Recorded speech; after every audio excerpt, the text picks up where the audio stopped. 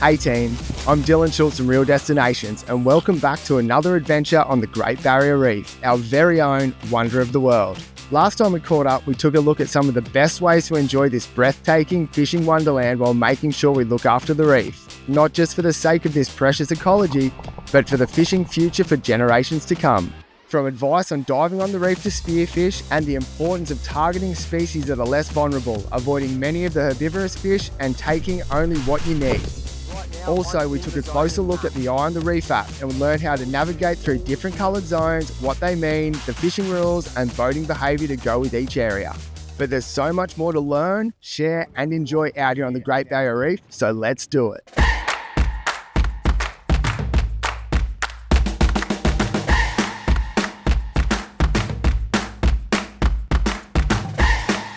Okay, dawn is breaking and we're just about to roll up our swags after camping out here on the flats overnight before getting into another day of the best fishing on the planet.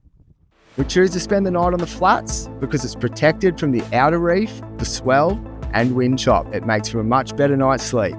The flats are also well known for these bommies that you can clearly see from our drone. Bommies?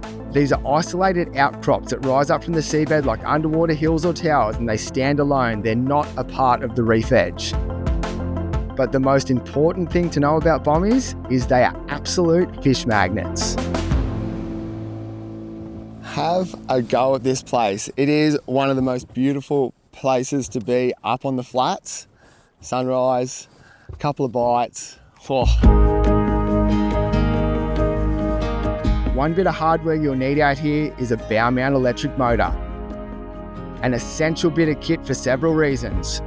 One, the reef is very close to the surface, so if you have your big donkin out here, you risk not just damaging the main outboard but destroying parts of the reef, and let's not risk that.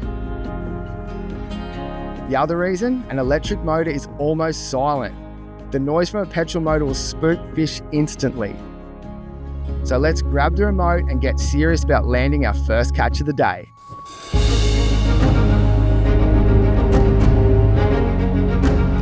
Seems like the stripies are on the chew this morning, but that's not what we're after.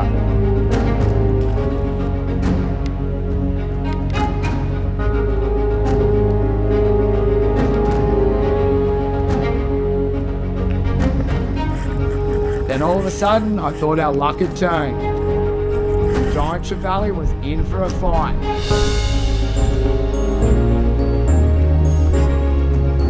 A fight that I unfortunately lost.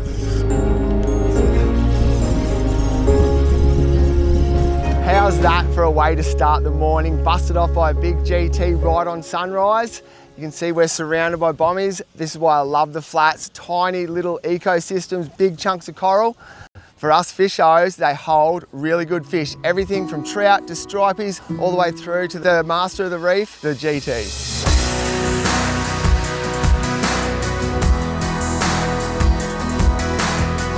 Hang on.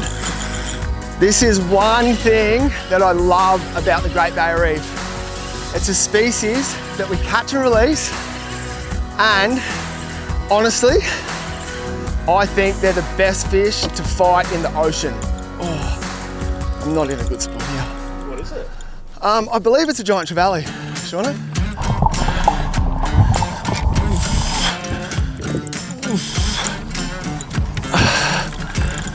Might be a bit bigger.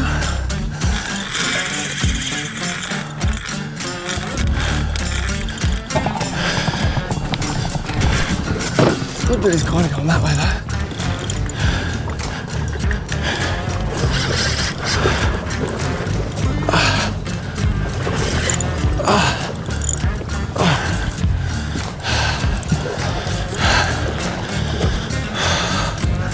He's very angry, I know that. Well, this is the exact same spot you caught your first banger at the moment. It is, with you. Hey, it's you, you're good luck. Big GTs sit side on in the current when you fight them. They're quite hard to get up. I may have foul hooked this guy, I don't know, but it sounded like a good fish when it ate. You can hear their jaws. Oh, he's a good fish.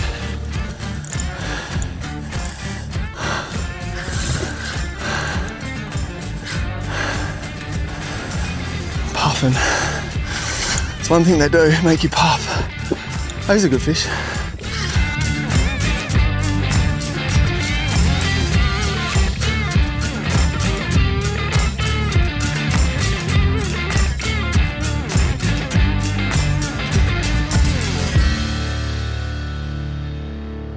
As hard as it is to leave a piece of paradise like this, I'm gonna head off the reef and chase some big bottom feeding fish. Let's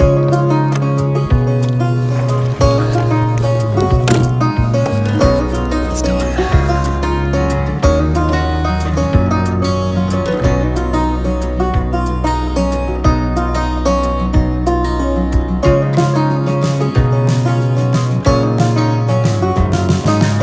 When we're fishing, we're always looking at our sounder screens.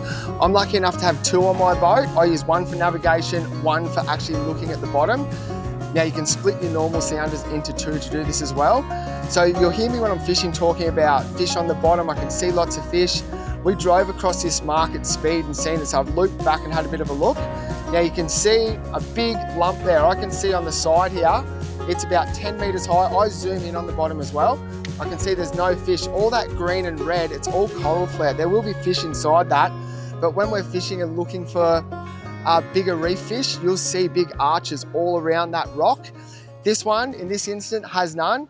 Your sounders and your GPS, they're such a vital tool out here on the reef. Like, you won't catch fish without them.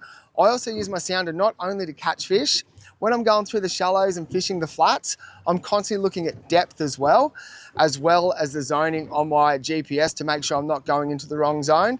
That coupled up with the tools that we have available to us, being the Eye on the Reef app and the Fishing 2.0 app, you know you're not going to break a rule, because you don't want to get, like you personally, you don't want to get back to the boat ramp and be caught for doing something wrong. So it's up to us, all of us as anglers, to look after the reef and do the right thing. We fish for the future. I've got 2 little kids that absolutely love it as well. So I want this place, and I hope your kids do if you have them, to be able to enjoy what we do here now, catch the fish we have, enjoy it with our families back at home. If every one of us do it, this reef is going to be perfect for a long time.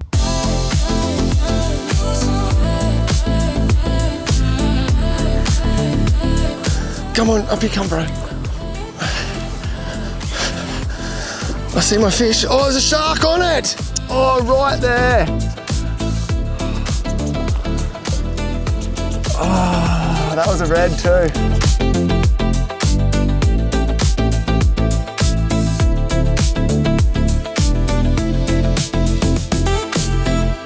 What a fun little session, enjoying the reef, working our way around all the zoning. Just remember, if we all do our part, the reef gets that breathing space, and a healthy reef equals good fishing for all of us.